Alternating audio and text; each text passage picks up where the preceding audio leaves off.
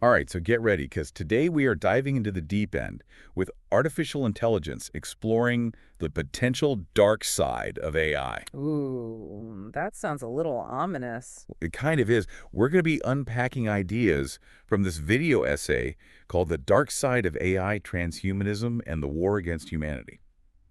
It's from Academy of Ideas, and let me tell you, it's pretty thought-provoking. So we're talking AI overlords, humans merging with machines, the whole shebang. Exactly. It gets pretty wild. And you know what's crazy? The essay starts by taking us all the way back to 1964 with Arthur C. Clarke. The science fiction writer. Yeah, the guy who basically predicted satellites. Oh, wow. Well, he also had this chilling prediction that the most intelligent beings of the future wouldn't be us humans. Oh, no. Nope, they'd be machines. Descendants of our computers calling all the shots. That's both fascinating and terrifying at the same time. I know, right? Yeah. And it makes you wonder, like, what happens when artificial intelligence surpasses human intelligence? It's a question that's been lingering for decades. And it feels more relevant now than ever. Right. Because fast forward to the Trump era, and you've got this huge project called Stargate. The government poured $500 billion into AI infrastructure. $500 billion. That's an insane amount of money. Yeah, to put that in perspective, that's more than the entire GDP of many countries all poured into developing AI. Wow. That shows you how seriously they were taking this. Some people saw it as the beginning of a golden age, you know? Yeah. Like we were on the verge of this huge technological revolution. Makes sense. But at the same time, there were definitely concerns about the potential downsides. Oh, absolutely. And get this, at the same time, you had OpenAI, the folks behind ChatGPT, releasing this super optimistic letter. They were talking about AI elevating humanity, solving all our problems. Yeah. It was like this total clash of viewpoints. Right. So you've got this incredible potential for progress, but also these valid concerns about control, unintended consequences, even risks to our existence. It's a tricky situation for sure. Okay, so let's break down the different types of AI, because the essay does a good job explaining this. First, you've got what's called narrow AI. This is what we mostly interact with today. It's in our phones, our computers everywhere. So like that spam filter sorting your emails? Yep, or the recommendations on your streaming service. Yeah. That's all narrow AI. It's great at specific tasks, but it's limited. You know what I mean? Yeah, I get it. It's like AlphaZero, the AI that's amazing at chess and Go. It can dominate those games, but it can't write a poem or compose a symphony. Exactly. Then there's AGI, artificial general intelligence. This is like the holy grail of AI research. It's the AI that can learn and master anything a human can. Now that's where things get really interesting. And maybe a little scary. The essay argues that once we achieve AGI, it's a very short leap to superintelligence. When we say superintelligence, we're not just talking about an AI that's a bit smarter than us. We're talking about an AI that's better than us at everything. Like solving scientific problems we can't even fathom, strategizing on a level that makes human geniuses look like, well, not geniuses. It's both exciting and a little unsettling to think about. And the essay doesn't shy away from the potential consequences of this. It cites a pretty alarming statistic. 36% of AI experts believe that AI decisions could cause a catastrophe on the level of a nuclear war. Whoa, hold on, 36%. Yeah, it's a serious concern. Like, what could that even look like? An AI deciding to launch nukes? I mean, it doesn't have to be that dramatic. But imagine an AI controlling a power grid or a financial system, and it makes a decision that seems logical to it but leads to chaos for us humans. That's a scary thought for sure. And, it's not just some fringe theory either. You've got people like Elon Musk saying, with artificial intelligence, we are summoning the demon. Summoning the demon. That's some pretty strong language. Right. And in 2023, over 300 AI experts signed a letter saying mitigating AI risk should be a top priority right up there with pandemics and nuclear war. It sounds like they're taking this very seriously. Yeah, they're not saying AI is inherently evil, but we need to be cautious. Even Jeffrey Hinton, who's often called the godfather of AI, has expressed regret over his work, worried about the dangers. Wow, if the godfather of AI is worried, that's definitely a sign we should pay attention. There was even a conversation where Elon Musk joked that maybe AI would keep humans around just to make life more interesting. That's a pretty dark sense of humor. Right. But it makes you think, what role will humans even have if we create something so much smarter than us? Yeah, that's the big question. So with all this doom and gloom, is there any hope? The essay presents one possible solution, and it's pretty radical transhumanism. Transhumanism, what's that? The idea is that if we can't beat superintelligent AI, maybe we need to join it.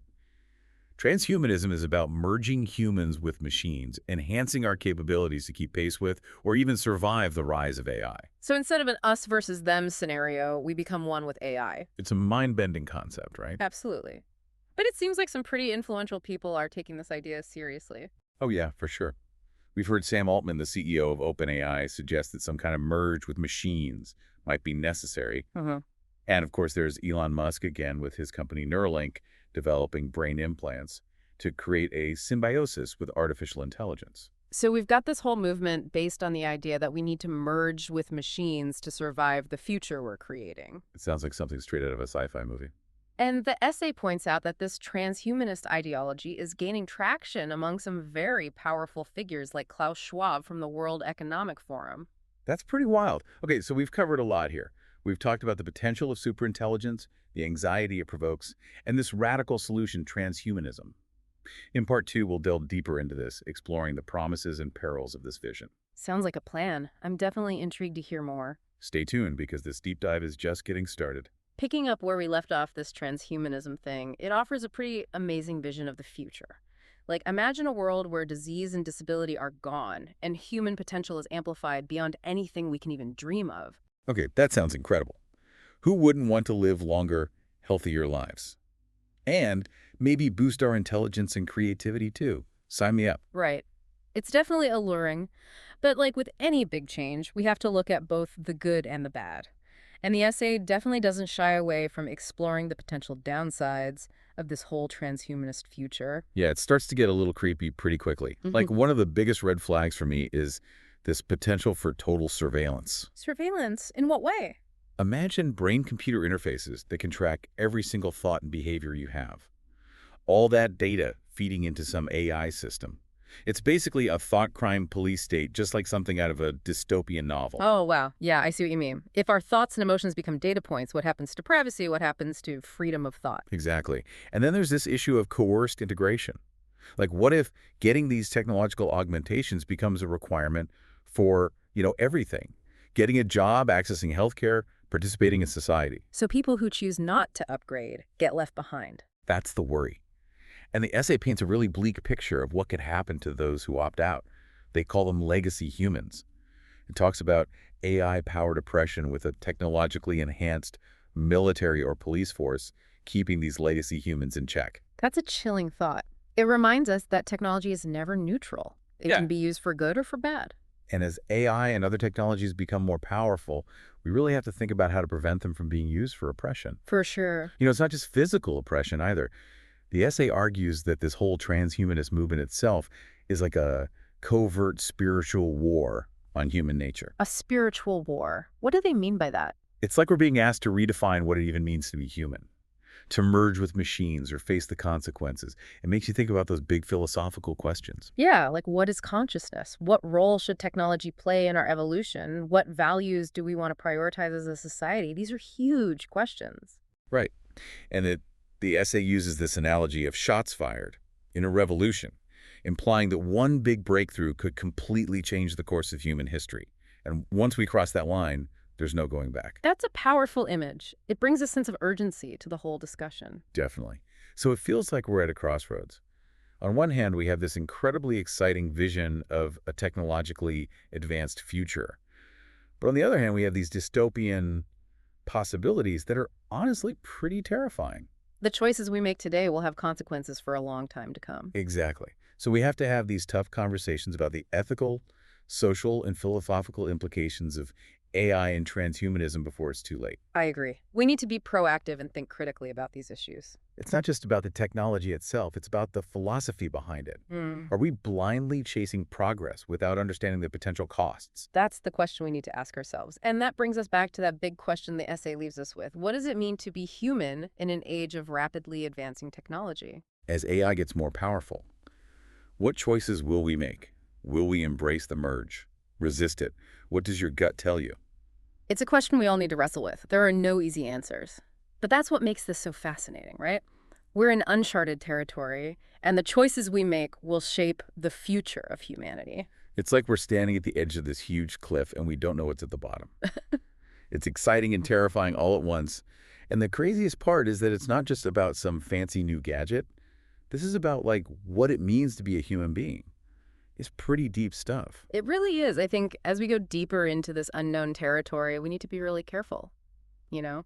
We need to be aware of the potential dangers, but also open to the possibilities. Yeah, it's a tough balance to strike. Like, we want to embrace progress and innovation, but we also don't want to become slaves to technology. Exactly. And that's why it's so important to think critically and to be a little skeptical.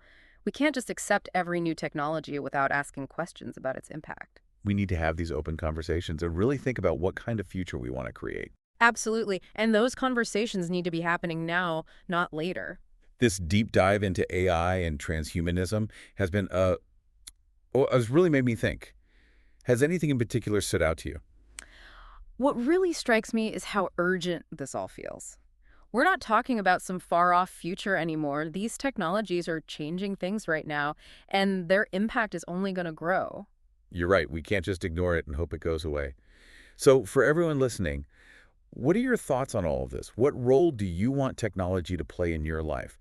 Are you excited about the potential of AI and transhumanism, or are you a little freaked out? There's no right or wrong answer here. The important thing is that we think about these questions carefully and have those tough conversations. Well said. This has been an incredible deep dive. I feel like I've learned so much. Me too. It's been fascinating. And I want to thank you for coming on the show and sharing your insights. It's been a pleasure. We've explored some heavy stuff today, but hopefully it sparked some curiosity and got everyone thinking about the future. I hope so. And for those listening, I encourage you to keep digging into these topics.